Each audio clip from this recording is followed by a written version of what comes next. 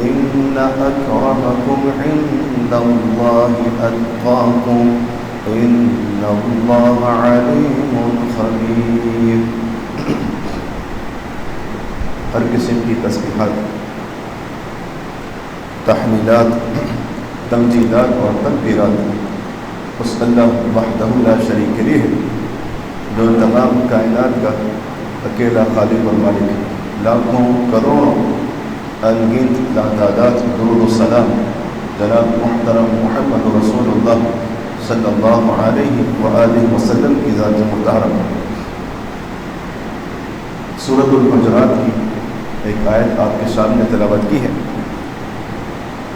اس آیت مبارکہ کی ابتدا اللہ تعالیٰ نے انسانیت کو مخاطب کر کے فرمایا یا ایھا الناس، اے لوگوں، انا خلقناکم من ذکر و انثی، بے شک ہم نے تمہیں ایک مرد اور ایک عورت کے ساتھ پیدا کیا. وجعلناکم شعوبا و قبائل، پھر ہم نے تمہاری تعداد کو بڑھایا، تمہیں قبائل کے اندر اور خاندانوں میں تقسیم کر دیا. لتعارفوا، تاکہ ہر خاندان کے ساتھ تمہاری پہچان ہو کہ تم اس خاندان سے اور اس قبیلے سے تعلق رکھتے ہو. معاشرے میں بندے کی پہچان اس کے نام کے ساتھ نہیں ہوتی، کیونکہ آپ کے ہم نام بہت ہوتے. اصل پہچان خاندان کے ساتھ ہوتی ہے، جو آپ کی کاسٹ ہوتی ہے اس کے ساتھ آپ کی پہچان ہے کہ آپ کس خاندان سے تعلق رکھتے ہیں. اور یہ جو اللہ کا قانون ہے کہ وَجَعَلْنَاكُمْ شُعُوبًا وَقَبَائِلَ، اس میں بڑی حکمت. ولد زنا، جو ولد زنا ہوتا ہے، جو زنا کی پیداوار ہوتا ہے، لڑکا یا لڑکی، وہ بھی ایک مرد اور عورت سے پیدا ہوتا ہے، لیکن ان کا تعلق حرام ہوتا ہے. لیکن وہاں پر بھی ایک عورت اور مرد کے ملاپ سے پھر زنا سے پھوٹنے والی اولاد پیدا ہوتی ہے، لیکن اس کے پیچھے شعوب و قبائل نہیں ہوتی. اس بچے کی کوئی پہچان نہیں ہوتی، نہیں پتہ ہوتا کہ کس کا بچہ ہے. لیکن یہ جو اللہ تعالیٰ نے نکاح کا جو ایک عمل رکھا ہے، یہ اتنا بابرکت ہے، اتنا پاکیزہ ہے. اس سے پیدا ہونے والی اولاد باقاعدہ نسلی ہوتی ہے، اس کی ایک نسل ہوتی ہے، اس کی ایک کاسٹ ہوتی ہے. لتعارفوا، معاشرے میں اس کی پہچان ہوگی، اور یہ اس کی کاسٹ، اس کا خاندان، اس کا قبیلہ اس کی عزت کا باعث ہوتا ہے. وہ اپنا سر اٹھا کے چلتا ہے، وہ کہیں پر بھی کسی بھی طرح اس پر بلیم نہیں ہوتا، نہ اس کی عزت اچھالی جاتی ہے. اس کی وجہ یہ کہ یہ خاندانی بچہ ہے. لیکن اللہ کے ہاں جو عزت مآب بندہ ہے، جو مقرب بندہ ہے، جس کی اللہ کی عزت ان اکرمکم عند اللہ اتقاکم، جس کے دل میں اللہ کا ڈر ہے، جو تقوی اور پرہیزگاری رکھتا ہے، جو اللہ تعالیٰ کی حدود کو پامال نہیں کرتا، جو اللہ تعالیٰ کی حدود اور قیود میں رہ کر اپنی زندگی کو گزارتا ہے، اللہ کے ہاں یہی عزت مآب ہے. آج کا جو میرا موضوع ہے وہ یہ ہے کہ ہم اپنے کسی مسلمان بھائی کو حقیر نہ جانیں، اس کو گھٹیا نہ سمجھیں، کسی بھی حوالے سے، دولت کے حوالے سے، اسباب کے حوالے سے، وسائل کے حوالے سے، علم کے اعتبار سے، عمل کے اعتبار سے. عمل کے اعتبار سے بھی اگر مسلمان آپ دیکھ رہے کہ سامنے والا گناہگار ہے، پھر بھی آپ اس کو حقیر نہیں جانیں گے. ممکن ہے کہ اس کی راتیں آپ سے بہتر ہوں، دن میں شاید وہ گناہ کرتا ہو اور آپ دیکھ رہے ہیں کہ یہ بندہ گناہ میں مبتلا ہے، ممکن ہے کہ رات کو اپنے رب سے معافی مانگ لیتا ہو. بندہ صرف ظاہر کے اوپر فیصلہ کر سکتا ہے، لیکن باطن کا فیصلہ کوئی بھی نہیں کر سکتا. صرف اور صرف واحد آپ کو اختیار دیا گیا ہے فیصلہ کرنے کا کسی کے بارے میں، وہ بندہ صرف آپ ہے کہ آپ اپنے بارے میں فیصلہ کر سکتے. آپ کسی کے بارے میں فیصلہ نہیں کر سکتے، اختیار نہیں آپ کے پاس کہ آپ اس پر فتویٰ لگائیں کہ یہ بندہ فاجر ہے، یہ فاسق ہے، یہ منافق ہے، یہ گمراہ ہے، یہ مشرک ہے، یہ مرتد ہے، یہ کافر ہے، یہ زندیق ہے، یہ اس طرح کا بندہ ہے. ممکن ہے کہ آج آپ نے اس کو اس طرح کہا، لیکن کل آنے والا وقت یہ بات ثابت کرے کہ یہ سب کچھ آپ تھے اور یہ تو بندہ مومن تھا۔ ہو سکتا کایا کسی کی پلٹ سکتی۔ اس کی وجہ یہ کہ رسول اللہ صلی اللہ علیہ وسلم نے فرمایا کہ اللہ تعالیٰ کی دو انگلیوں کے درمیان تمام بنی آدم کے دل، ساری انسانیت کے دل اللہ تعالیٰ کی دو انگلیوں کے درمیان ہے۔ اللہ رب العالمین جہاں چاہتا ہے، جس وقت چاہتا ہے، جس کا دل پھیر دے۔ اس لیے پیغمبر علیہ الصلوۃ والسلام اللہ سے دعا کیا کرتے تھے، یا مقلب القلوب ثبت قلبی علی دینک، اے دلوں کے پھیرنے والے میرے اس دل کو اپنے دین پر جما دیجئے، ثابت رکھ دیجئے، مضبوط کر دیں اس دین کو اس دین کے اوپر۔ یا مصرف القلوب صرف قلبی علی طاعتک، اے دلوں کو پھیرنے والے اگر میرے دل کو تو پھیرنا چاہتا ہے تو اپنی اطاعت کی طرف پھیر دیں۔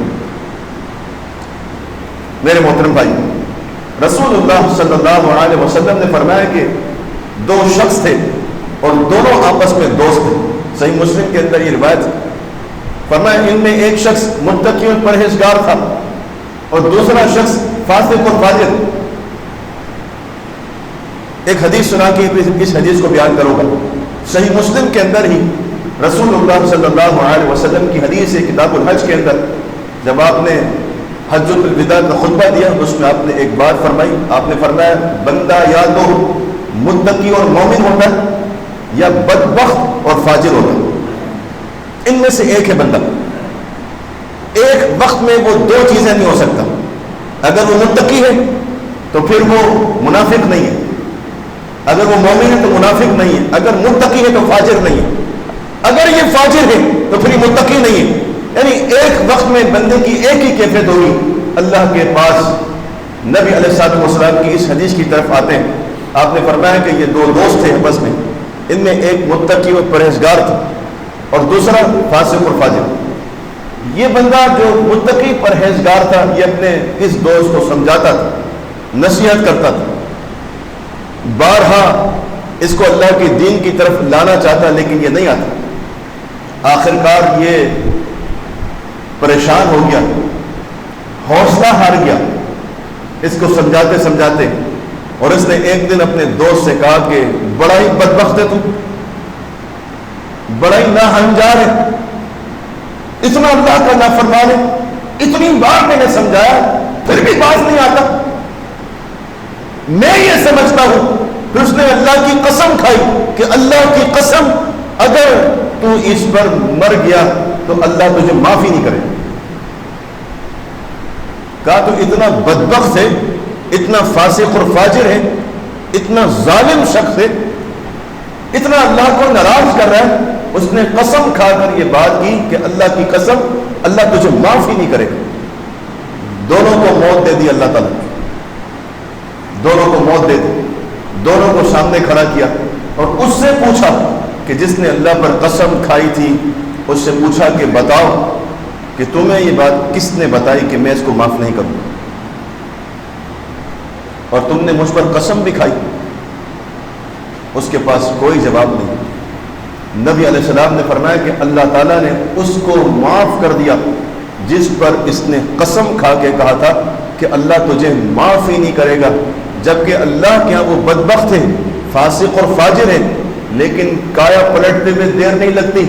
آپ کسی پر بلیم لگاتے ہیں، آپ کسی کو ان القابات سے نوازتے ہیں تو اس کا مطلب یہ ہوتا ہے کہ آپ اپنے سامنے والے بھائی کو حقیر سمجھ رہے ہیں، گھٹیا جان رہے ہیں، اور اپنے آپ کو اس سے برتر سمجھ رہے ہیں، اس سے زیادہ افضل اور اولیٰ سمجھ رہے ہیں، جبکہ آپ کو نہ تو اس کا اختتام پتہ ہے اور نہ اپنا اختتام پتہ ہے، نہ آپ اپنا اینڈ جانتے ہیں نہ آپ اس کا اینڈ جانتے ہیں۔ ممکن ہے کہ اپنی موت سے پہلے وہ ایسا کام کر جائے، ایسی بات کر جائے، وہ جنت میں چلا جائے، اور ممکن ہے کہ میں اپنی موت کے وقت جو میں اتنا اتراتا تھا اپنے دین کے اوپر، اپنے علم پر، اپنے تقوی کے اوپر، اپنی نمازوں کے اوپر، اپنے صدقہ و خیرات کے اوپر، اپنے روزے کے اوپر، اپنے حج اور عمرے کے اوپر، اتراتا تھا، دنیا کے اندر لوگوں کو حقیر سمجھتا تھا اور اپنے آپ کو افضل سمجھتا تھا، ممکن ہے کہ موت سے پہلے میں اس کی طرح ہو جاؤں اور میرا معاملہ اللہ تعالیٰ فاسق اور فاجر میں ڈال دے۔ اللہ کے لیے کوئی مشکل نہیں۔ اس لیے میرے محترم بھائی، اس واقعے سے نصیحت لینی چاہیے کہ یہ شخص جو متقی اور پرہیزگار تھا، یہ اپنے دوست کو یہ کہنے پر مارا گیا اللہ تعالیٰ کے ہاں کہ اللہ کی قسم اللہ تجھے معاف ہی نہیں کرے گا۔ اپنی زبانوں کو لگام دیجیے، کنٹرول کیجیے، محاسبہ کیجیے اپنا۔ اس دنیا کا سب سے پہلا جہنمی شخص کون ہے بتائیے؟ ابلیس، سب سے پہلا وہی ہے۔ سب سے پہلا اللہ کا نافرمان کون ہے؟ ابلیس۔ سلسلۃ الاحادیث الصحیحہ میں البانی رحمہ اللہ ایک حدیث لے کر آئے ہیں، نبی علیہ الصلوۃ والسلام نے فرمایا کہ قیامت کے دن جہنم میں سے جب سب کو ڈالا جائے گا، یہ بھی جائے گا، فرمایا اس کو اللہ تعالیٰ ابلیس کو، شیطان کو جہنم کے اندر آگ کا لباس پہنائے گا۔ آگ الگ بھڑک رہی ہے اور لباس اس نے الگ پہنا ہوگا، چیخ رہا ہوگا، چلا رہا ہوگا، اللہ سے مدد مانگ رہا ہوگا، اللہ سے استغفار کر رہا ہوگا، اللہ سے معافی مانگ رہا ہوگا۔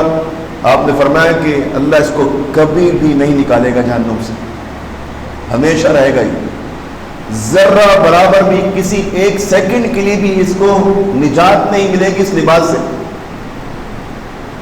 ان دا اینڈ اس کا معاملہ یہ ہے، اس کی حقیقت تو سامنے، آپ اس کو برا کہیں یا اچھا کہیں، یہ جہنمی ہے، ابلیس، فیصلہ ہو چکا ہے اس کے بارے میں۔ میں جو آپ کو بتانا چاہتا ہوں بات، آپ ذرا غور کیجیے گا، یہ جہنمی ہے، حتمی فیصلہ اللہ تعالیٰ کا، لیکن یہ جہنمی کیوں ہوا؟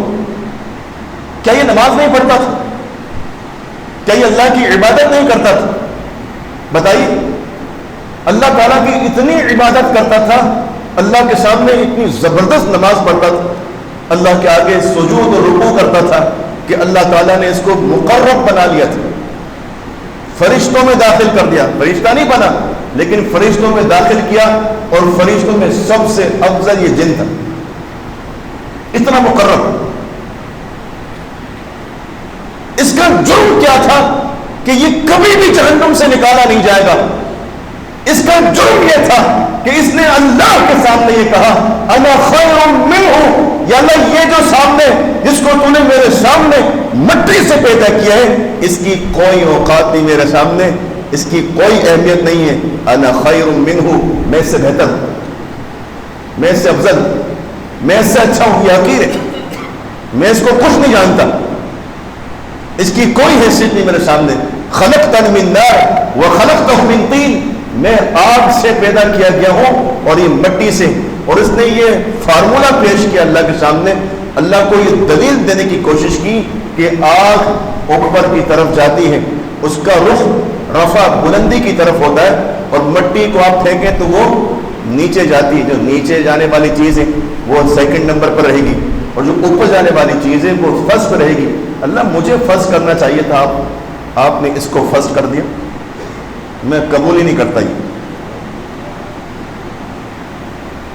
اللہ نے کہا کہ ابا واستکبر وکان من الکافرین۔ بندہ اپنے سامنے والے کو حقیر کب سمجھتا ہے؟ جب وہ اللہ رب العالمین کی ہدایات کو فراموش کر دے، اللہ اس کے رسول کے فرامین کو فراموش کر دے، واستکبر اور تکبر کرے، کچھ سمجھنے لگ جائے اپنے آپ کو، اپنی انا میں آ جائے، اپنی میں آ جائے، اپنی ناک کی پرواہ کرنا شروع کر دے، اپنے علم پر ڈیپینڈ کرے، اپنی نمازوں پر، اپنے تقوی پر ڈیپینڈ کرنا شروع کر دے، اپنے وسائل پر، اپنے اسٹیٹس کے اوپر، اپنے جاہ و جلال پر، اپنی بادشاہت پر، جو کچھ اللہ نے اس کو نعمت دی ہے، جب وہ اس نعمت پر اترانا شروع کر دیتا ہے، فخر و غرور کرتا ہے، تو پھر وہ سامنے والے کو حقیر جانتا ہے۔ نبی علیہ الصلوۃ والسلام سے پوچھا گیا، یہ بتائیے کہ میں اس بات کو پسند کرتا ہوں کہ اچھا لباس پہنوں، صاف ستھرا لباس ہو، اور جوتے بھی اچھے پالش والے ہوں، اور اس میں تسمے بھی اچھے ہوں، کیا یہ غرور ہے؟ کیا یہ تکبر ہے؟ آپ نے کہا نہیں، اللہ جمیل یحب الجمال، اللہ خوبصورت ہے اور اللہ تعالیٰ چاہتا ہے کہ بندہ بھی ایسے ہی رہے، بندہ بھی صاف ستھرا رہے۔ اس کی وجہ ہے کہ اللہ ان اللہ طیب، یہاں اللہ کے نبی فرماتے ہیں کہ ان اللہ جمیل، اللہ خوبصورت ہے۔ ایک حدیث میں ان اللہ طیب، اللہ پاک ہے، اللہ پاک ہے، اللہ خوبصورتی کو پسند کرتا ہے اور اللہ پاکیزہ رہنے کو پسند کرتا ہے۔ اس لیے الطہور شطر الایمان، یہ پاکیزگی ایمان کا حصہ بنا دی گئی۔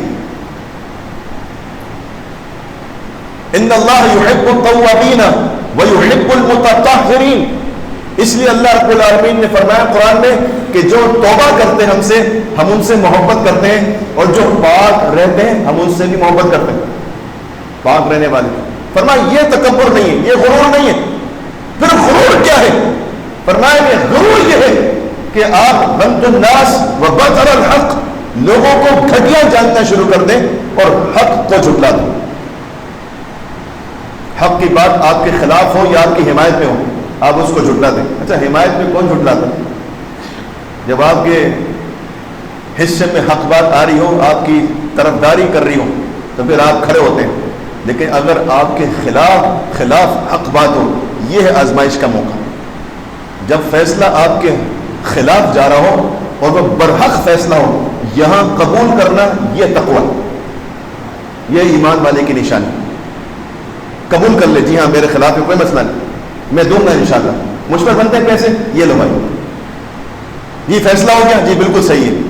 مجھ پر آپ نے جرمانہ لگایا، یہ جرمانہ بالکل صحیح ہے، شرع ہے، لیجیے، جو بھی ہے۔ یہ ہے تقویٰ، یہ ہے ایمان۔ فرمایا تکبر یہ ہے کہ آپ سامنے والے کو حقیر جانیں، گھٹیا جانیں اور حق بات کو جھٹلا دیں، اس کو تکبر کہتے ہیں۔ آئیے اپنے اندر تلاش کریں، ہم کہاں کہاں پر کس کو حقیر جان رہے ہیں۔ اپنی اولاد میں تلاش کریں، کس اولاد کو میں حقیر سمجھتا ہوں، کس بچے کو بچی کو گھٹیا سمجھتا ہوں۔ اپنے گھر میں، رشتوں میں، احباب دوست احباب میں، اپنے ساتھ کام کرنے والی لیبر کے اندر، ہر کسی کو تلاش کریں، میں کہاں پر کس کو حقیر جانتا ہوں، ختم کر دیں یہ حقارت۔ اور یقین مانیں کہ آپ کسی کو حقیر جانیں گے، آپ خود لوگوں کی نگاہ میں حقیر ہو جائیں گے۔ آپ کسی کو اچھا جانیں گے تو لوگ یقیناً آپ کی تعریف کریں گے، آپ کے پیٹ پیچھے صرف تعریف نہیں، تعریف دعاؤں کے ساتھ کریں، اور آپ کو یہی چاہیے۔ غریبوں سے دعا لیجیے، فقیروں سے دعا لیجیے، مسکینوں یتیموں سے دعا لیجیے۔ آپ دیکھیں کہ نبی علیہ الصلوۃ والسلام یتیموں کے ماما تھے۔ یہی بات ہے کہ آپ نے فرمایا کہ جو شخص کسی یتیم پر اپنا ہاتھ رکھ دے، شفقت کا، سرپرستی کا، اور اس کا حق ادا کرے، قیامت کے دن یہ میرے ساتھ کھڑا ہوگا۔ کتنی بڑی بات ہے۔ نبی علیہ السلام فرماتے ہیں کہ اگر تم مجھے تلاش کرنا چاہتے ہو، مجھے ڈھونڈنا چاہتے ہو، تو فقراء مساکین میں ڈھونڈو، میں تمہیں وہاں ملوں گا جہاں پر فقراء صحابہ ہیں، جہاں پر غریب صحابہ ہیں، وہاں میں تمہیں ملوں گا۔ پیغمبر علیہ الصلوۃ والسلام اپنے آپ کو ان لوگوں میں شامل کر رہے ہیں یا ان لوگوں میں رہنا پسند کرتے ہیں معاشرے میں جن کی کوئی وقت نہیں ہوتی، اور آپ اللہ سے کہہ رہے ہیں اللہ مجھے زندہ رکھ تو انہی لوگوں میں، اور جب بھی اٹھانا انہی لوگوں کے ساتھ جن کے ساتھ میں پسند فرماتا ہوں، ان مسکینوں کے ساتھ۔ وجہ کیا ہے؟ اس کی وجہ یہ ہے آپ جن لوگوں کو حقیر سمجھ کے، وہ ایمان والے مسلمان ہیں، آپ حقیر سمجھ کے اگنور کر رہے ہیں، یہی لوگ مالدار لوگوں سے 40 سال پہلے جنت میں چلے جائیں گے۔ کیا فائدہ آپ کو حقیر جاننے کا؟ اگر آپ اپنے آپ کو ان میں شامل کریں جو ایمان والے متقی لوگ، غریب ہیں بھلے، مسکین ہیں بھلے، کیسے بھی ہیں، آپ ان میں شامل رکھیں اپنے آپ کو، تو انشاءاللہ جن سے آپ محبت کرتے ہیں آپ انہی کے ساتھ ہیں۔ اس کا مطلب یہ ہوا کہ آپ ان لوگوں کو پسند کریں جو آپ سے پہلے جنت میں جائیں گے۔ ہمارے معاشرے میں ان کی کوئی وقت نہیں۔ محمد بن قاسم رحمہ اللہ جب وہ سندھ کے اندر آئے، راجہ داہر کو شکست دی، سندھ فتح ہوا، فتح کرتے کرتے آگے گئے تو سندھ کے اندر یہ معمول تھا، کیونکہ یہاں ہندوؤں کی حکومت تھی اور میجورٹی ہندوؤں کی تھی، خال خال مسلمان تھے، صرف یا تو پکڑے گئے تھے یا تاجر کی صورت میں تھے۔ جب وہ یہاں پر آئے اور انہوں نے فتوحات کی، فتوحات کرنے کے بعد ایک مجلس لگائی جن میں ان کے ہندو جو سردار تھے بڑے بڑے وہ آئے۔ محمد بن قاسم رحمہ اللہ اپنی مسند کے اوپر بیٹھے ہوئے تھے، وہ آ کے نیچے بیٹھ گئے۔ انہوں نے کہا کہ آپ کی جگہ نیچے نہیں ہے، آپ میرے ادھر بیٹھے ہیں برابر میں، دائیں بائیں۔ انہوں نے کہا کہ نہیں، ہم سرداروں کے ساتھ، بڑوں کے ساتھ اوپر نہیں بیٹھ سکتے، ہمارے مذہب کے اندر یہ چھوت چھات جو ہے اس کا بڑا لحاظ کیا جاتا ہے، ہم نیچے بیٹھیں گے، آپ بڑے ہیں آپ اوپر بیٹھیں۔ کہا کہ تمہارے مذہب کے اندر یہ چھوت چھات ہے لیکن اللہ کے دین کے اندر یہ نہیں ہے۔ اللہ رب العالمین کا دین یہ سکھاتا ہے کہ انسان کی عزت کرے گا جس طرح کی اس کی مسند ہے، سامنے والے کو بھی وہی عزت دے گا۔ آپ اوپر بیٹھے، جب وہ لوگ اوپر بیٹھے برابر میں آ کے بیٹھے، انہوں نے یہ بات کہی کہ یہ اسلام اتنا شاندار ہے کہ وہ ہر چیز کا خیال رکھتا ہے، تو اس کو پھر قبول کرنا چاہیے۔ محمد بن قاسم رحمہ اللہ، ان کے اخلاق، ان کا کردار، ان کا یہ جو عاجزی انکساری تھی، یہ دیکھ کر ہندو مسلمان ہونا شروع ہو گئے۔ اگر وہ سخت دل ہوتے اور حقیر جاننے والے ہوتے تو پھر اسلام صرف ان کی حد تک رہتا، بلکہ اسلام بدنام ہوتا۔ آپ جس فاتح کو دیکھیں، جس فاتح کو، جس نے بھی جو سا علاقہ فتح کیا ہے وہاں پر اس نے کافروں کو عزت دی۔ سلطان صلاح الدین ایوبی رحمہ اللہ، جب انہوں نے حطین کا مارکہ فتح کیا اور بیت المقدس میں جب داخل ہوئے، انہوں نے اعلان کروا دیا کہ جتنے بھی یہودی عیسائی یہاں رہتے ہیں ان کو اجازت ہے وہ یہاں پر رہیں، اگر وہ جانا چاہتے ہیں چلے جائیں، جو کچھ لے جانا چاہتے ہیں لے جائیں، حتیٰ کہ اگر وہ کھڑکیاں اکھاڑنا چاہتے ہیں، اپنے گھروں کی کھڑکیاں اکھاڑنا چاہتے ہیں اکھاڑ لیں، جو کچھ لینا چاہتے ہیں لے جائیں، کوئی پابندی نہیں ہے، کسی قسم کی بھی کوئی چیز آپ کے اوپر مسلط نہیں کی جائے گی۔ اگر آپ یہاں رہنا چاہتے ہیں یہاں رہیں، آپ کے جو گرجے ہیں، عبادت گاہیں، ان کو مسمار نہیں کیا جائے، عبادت کریں۔ وہ حیران ہو گئے، عجیب بندہ ہے، جب ہم آئے تھے تو ہم نے ان کی مساجد برباد کر دی تھی، ان کے لوگوں کو اتنا مارا تھا کہ خون کی ندیاں بہا دی تھی، اور یہ بندہ ایک عیسائی اور ایک یہودی کو نہیں مار رہا بلکہ اعلان کر رہا ہے کہ عزت دی جائے گی، وقار کا خیال رکھا جائے گا، آپ کی عورتوں کا پاس رکھا جائے گا، آپ کے بوڑھوں کو عزت دی جائے گی، آپ کے بچوں کو، آپ کے باغات تباہ نہیں کیے جائیں گے، جس طرح درخت کھڑے ہیں وہ کھڑے رہیں گے، جس طرح فصلیں کھڑی ہیں کھڑی رہیں گی، آپ کے گرجے بھی ویسے ہی کھڑے ہیں، عبادت کریں جو چاہے۔ لوگ مسلمان ہونا شروع ہو گئے۔ وجہ آپ نے حقیر نہیں سمجھا ان کو، یا ایھا الناس انا خلقناکم من ذکر و انثی، کیونکہ یہ تعلیم انسانیت کے لیے تھی، عزت کرنے کی تعلیم، وقار رکھنے کی تعلیم یہ انسانیت کے لیے تھی، صرف مسلمانوں کے لیے نہیں۔ اس لیے آپ کے فاتحین نے کافروں کی بھی عزت اور ان کے وقار کا خیال رکھا۔ اس لیے آج الحمدللہ اللہ کا یہ احسان ہے کہ ہمارے فاتحین اچھے ناموں کے ساتھ یاد کیے جاتے ہیں، جتنے بھی صحابہ میں سے ہوں، تابعین میں سے ہوں یا تبع تابعین میں سے۔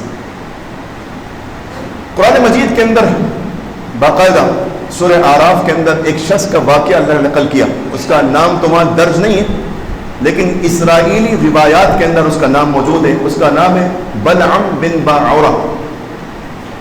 یہ وہ شخص تھا کہ جس کی دعائیں قبول ہوتی تھی، بڑا مقرب شخص، لیکن جب موسیٰ علیہ السلام نے قصد کیا اس قوم سے جنگ کرنے کا، مقابلہ کرنے کا، کیونکہ یہ قوم جبارین تھی، اس کا ذکر ہے قرآن مجید میں، ان کی ظلم و زیادتی سارا کچھ، تو انہوں نے اس شخص کو ہائر کیا موسیٰ علیہ السلام کے مقابلے کے اندر کہ تم ان کے مقابلے میں آؤ، انہوں نے اس کے تعریفی پل باندھی، تم یوں ہو یوں ہو یوں ہو، وہ بھول گیا،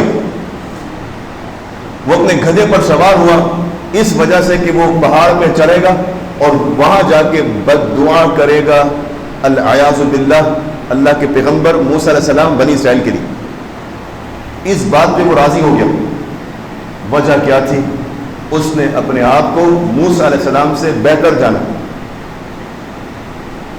کتنا بدبخت شخص ہے کہ جو اللہ کے پیغمبر کے مقابلے میں اپنے آپ کو اچھا سمجھ رہا ہے۔ اس کا انجام، میں بدبخت کیوں کہہ رہا ہوں؟ آپ کہیں گے ابھی تعلیم دے رہے ہیں کہ بدبخت نہیں کہنا چاہیے، کیا خیال ہے؟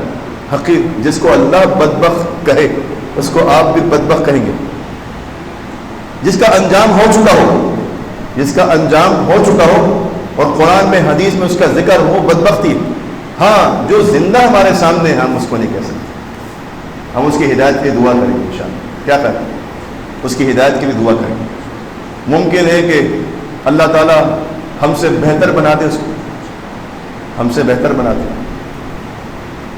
میرے محترم بھائی، وہ اپنے گدھے پر سوار ہوا، گدھا رک گیا، وہ اس کو بہت مارتا ہے، وہ نہیں چلتا آگے، حتیٰ کہ گدھے نے اس کی طرف منہ کیا اور کہا کہ تجھے معلوم ہے تو کیا کرنے جا رہا ہے؟ اس نے بولا، اس نے کہا تو اللہ کے پیغمبر کے بارے میں بدعا کرنے جا رہا ہے۔ اس پر یہ بھی اثر نہیں ہوا کیونکہ وہ بھول گیا اپنی تعریف کے۔ وہ اس نے سامنے والے کو جب بندہ سامنے والے کو حقیر جانتا پھر وہ اس کے خلاف کچھ بھی کرنے کے لیے کر گزرتا۔ جب گھٹیا جانتے ہیں آپ سامنے والے کو، پھر آپ اس کی غیبت بھی کرتے، پھر آپ اس پر بہتان بھی لگا سکتے ہیں، پھر آپ اس کے بارے میں کچھ بھی کر سکتے ہیں، یا پھر آپ دشمنی پال لیتے اس حقارت اور گھٹیا پن کی وجہ سے، یا پھر آپ اس سے نفرت کرنا شروع کر دیتے۔ میرے محترم بھائی، وہ شخص اس بات پر آمادہ ہو گیا کہ وہ اللہ کے پیغمبر کے خلاف بددعا کرے گا، حتیٰ کہ جب وہ چڑھا اور چڑھنے کے بعد جب وہ بددعا کرتا تھا موسیٰ علیہ السلام کے بارے میں اور بنی اسرائیل کے بارے میں، تو وہ دعا میں تبدیل ہو جاتی تھی۔ وہ پریشان ہو گیا، جب وہ اپنی قوم کے بارے میں دعا کرتا تو وہ بددعا بن جاتی تھی، حتیٰ کہ اسی لمحے میں اللہ تعالیٰ نے اس کی زبان کو لمبا کر دیا اور زمین پر گر گئی، لٹک گئی، لمبی ہو گئی زبان، اور فرمایا کمثل الکلب، اس کی مثال کتے کی ہے۔ کتا سردی ہو یا گرمی وہ اپنی زبان کو باہر نکال کے رکھتا ہے اور ہانپتا اور کانپتا رہتا ہے۔ فرمایا ہم نے اس کو ایسا بنا دیا کہ اس کی زبان لٹکا دی ہم نے، اب یہ ہانپ رہا ہے، کانپ رہا ہے، یہ دنیا میں اس کا عذاب ہے۔ اس کی وجہ یہ فَأَتْبَعَهُ الشَّيْطَانُ، اس نے یہاں پر شیطان کی پیروی کی اور یہ گھمنڈ اور تکبر میں آ گیا اور اللہ تعالیٰ کے پیغمبر کے خلاف کھڑا ہوا۔ ہم نے اس کو دنیا میں پکڑ لیا، توبہ کیے بغیر مر گیا وہ شخص، توبہ ہی نہیں کر سکا۔ تو میرے محترم بھائی، آپ دیکھیں صحابہ کرام کا طریقہ کیا تھا۔ عمر رضی اللہ تعالیٰ عنہ فرماتے ہیں کہ میں نے بارہا کوشش کی کہ میں ابو بکر صدیق رضی اللہ عنہ سے بازی لے جاؤں نیکیوں کے اندر، کہتے ہیں میں کبھی بھی بازی نہیں لے جا سکا۔ ایک موقع آیا کہ میں نے یہ جانا کہ آج میں بازی لے جاؤں، اور وہ تبوک کا معرکہ تھا۔ جب نبی علیہ السلام نے تبوک کے معرکے کے لیے، تبوک کے جہاد کے لیے آپ نے مال مانگا، کہتے ہیں میں فوراً گیا اور میں اپنے گھر کو میں نے آدھا کیا اور آدھا سامان لے کر آ گیا، اور میں یہ سمجھا کہ اتنا مال تو آج وہ نہیں لے کر آ سکتے، میں آدھا گھر لے کر آ گیا ہوں۔ آدھا گھر یہ بہت بڑی بات ہے۔ کہتے ہیں میں لے کر آیا اور میں خوش ہو رہا تھا اندر اندر کہ آج میں نیکیوں میں بازی لے جاؤں گا۔ کہتے ہیں میں ابھی خوش ہو ہی رہا تھا، میں نے دیکھا کہ ابو بکر صدیق رضی اللہ عنہ اپنا پورا گھر لے کر آ گئے۔ کہتے ہیں میں جان گیا اور میں نے اپنے آپ کو سمجھا دیا، عمر تو کبھی بھی ابو بکر کے قریب بھی نہیں پہنچ سکتا۔ کہتے ہیں کہ اس کے بعد میں نے ہمیشہ ابو بکر صدیق کو اپنے سے بہتر جانا، کبھی بھی میں نے ان کو اپنے سے کمتر نہ دیکھا نہ جانا۔ ہمیشہ انہوں نے ابو بکر صدیق رضی اللہ عنہ کو، حتیٰ کہ ابو بکر صدیق رضی اللہ عنہ اس دنیا سے رخصت ہو گئے اور میں یہ سمجھتا تھا کہ اس دنیا کے اندر سے اللہ کے رسول علیہ الصلوۃ والسلام کے بعد سب سے افضل ترین شخص چلا گیا۔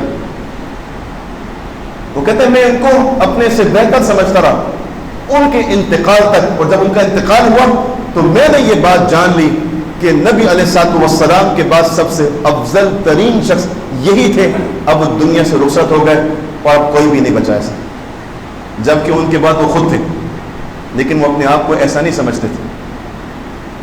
ان کی اپنے بھائیوں کے لیے عزت تھی، اتنی عزت کہ ایک بار ابو ذر رضی اللہ تعالیٰ عنہ نے بلال رضی اللہ تعالیٰ عنہ کو یہ کہا کہ ایک کالی ماں کے بیٹے، خود بھی کالا ہے اور اس کی ماں بھی کالی تھی.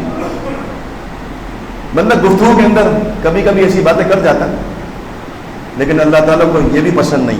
لا یسخر قوم من قوم، اللہ نے کہا کہ اے ایمان والو تم کسی بھی قوم کا مذاق نہ اڑاؤ. ممکن ہے کہ جس کا تم مذاق اڑا رہے ہو، جس سے تمسخر کر رہے ہو، جس کو تم حقیر جان رہے ہو، گھٹیا سمجھ رہے ہو، اللہ کے ہاں تم سے بہتر ہو. جب انہوں نے یہ بات کہی تو بلال رضی اللہ عنہ کو تکلیف ہوئی اس بات سے، اور انہوں نے رسول اللہ صلی اللہ علیہ وسلم سے شکایت کی، آپ سے بات کی کہ انہوں نے مجھے اس طرح کہا اور مجھے تکلیف ہوئی ہے. آپ نے ابو ذر رضی اللہ عنہ کو بلا لیا. یہ ابو ذر کون ہے؟ یہ صحابی. بلال کون ہے؟ یہ بھی صحابی. لیکن آپ علیہ السلام کے الفاظ پر غور کیجیے. آپ نے کہا اے ابو ذر میرے صحابہ کو تکلیف دینا چھوڑ دو، بعد آ جاؤ. کس کو کہہ رہے ہیں آپ کہہ رہے ہیں کہ میرے صحابہ کو تکلیف دینا چھوڑ دو، اور کہہ کس طرح؟ وہ بھی صحابی. لیکن آپ یہ سمجھا رہے ہیں، ان کو یہ باور کروا رہے ہیں کہ جو لوگ سابقون الاولون من المہاجرین والانصار، جنہوں نے اسلام کو پہلے قبول کیا ہے اور تکلیفوں کے وقت، آزمائشوں کے وقت انہوں نے ساتھ نہیں چھوڑا، آپ ان کے بارے میں کچھ بھی کہنے سے پرہیز کیجیے.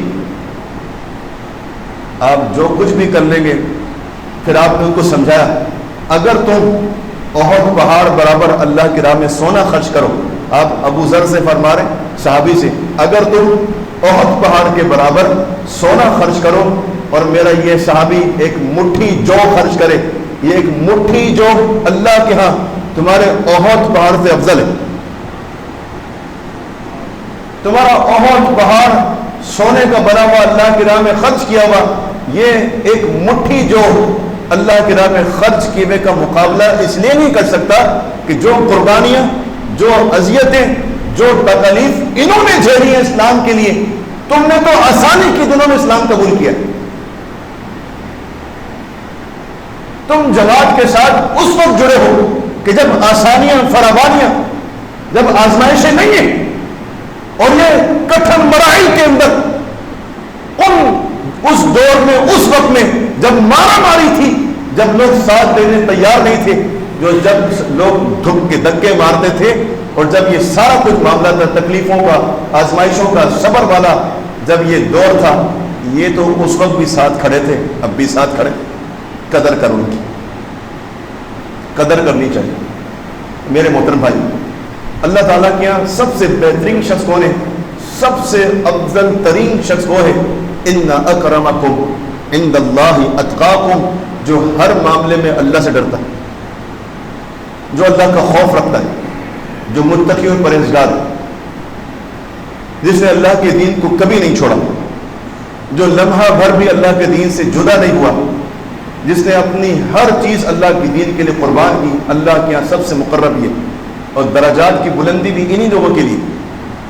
تو یاد رکھیں میرے محترم بھائیو، ایک مومن بندہ جو اللہ کو پسند ہے وہ ایسا ہوتا ہے کہ وہ اپنے سامنے والے کسی انسان کو، کسی مسلمان کو حقیر نہیں سمجھتا، گھٹیا نہیں سمجھتا. اس کی وجہ یہ کہ وہ خود جانتا ہے کہ حل اتا علی الانسان حین من الدهر لم یکن شیئا مذکورا. وہ اس بات کو جانتا ہے کہ جب یہ پیدا نہیں ہوا تھا تو اس کا کوئی تذکرہ ہی نہیں تھا دنیا کے اندر. ایک گندی شے سے پیدا ہوا ہے، ایک پانی کے قطرے سے پیدا ہوا ہے جس کی کوئی اہمیت اور وقت نہیں تھی. انسان اپنی پیدائش پر اگر غور کرے تو وہ یہ جان جائے گا کہ ہم سب ایک جیسے ہیں. جب ہم سب پیدائش کے معاملے میں ایک جیسے ہیں تو پھر یہ معاملہ کیوں ہے میرے محترم بھائی؟ تلک الرسل فضلنا بعضهم على بعض. اللہ تعالیٰ نے صحابہ کرام کو یہ بات سمجھائی اس موقع پر کہ وہ موازنہ کر رہے تھے انبیاء کرام میں سے تو اللہ تعالیٰ نے فرمایا کہ ٹھیک بات ہے، تلک الرسل فضلنا بعضهم علی بعض، کہ ہم نے بعض رسولوں کو بعض پر فضیلت دی ہے، لیکن اس کا مطلب یہ نہیں ہے کہ جن رسولوں کو فضیلت دی ہے ان کے مقابلے میں کہ جن کے پاس معجزات نہیں تھے تم ان کو حقیر جاننا شروع کر دو. اس کا مطلب یہ نہیں ان کے بارے میں کوئی رائے قائم کر لو، نہیں. اللہ کے نزدیک ہر رسول کی اپنی فضیلت ہے، اپنی اہمیت ہے، ان کا اپنا درجہ ہے. اور پھر یاد رکھو کہ جس طرح یہ کیٹیگری اللہ تعالیٰ کے ہیں، اسی طرح انسانوں کے اندر جو غیر نبی ہیں، جو امتی ہیں، ان کے اندر بھی افضل اور غیر افضل لوگ ہوتے ہیں. اور یہ اللہ کی وحی سے معلوم چلتا ہے. صحابہ کرام کے اندر ایسا ہی ہے. جو اصحاب بدر ہیں، جو بدر میں شریک ہوئے، وہ احد میں شریک ہونے والے صحابہ سے افضل ہیں. جو احد میں شریک ہوئے ہیں وہ خندق میں شریک ہونے والے سے زیادہ افضل ہیں.